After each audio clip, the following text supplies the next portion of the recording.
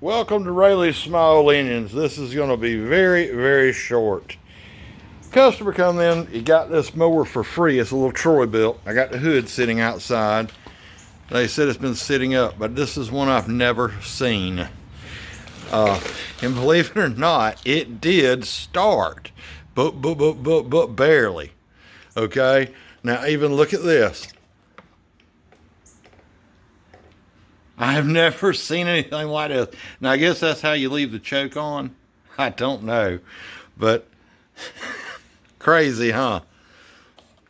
It was given to one of our landscape customers. The machine itself's in pretty decent shape. The gas smells kind of rough, so, and it doesn't want to crank over even with the jumper box, so we're probably going to adjust valves.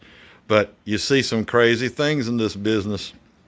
Well, y'all click that subscribe if you're not subscribed to this channel. Give this video a thumbs up. We see some weird stuff. Thanks for tuning in to Rayleigh's Small Engines. Have a great day.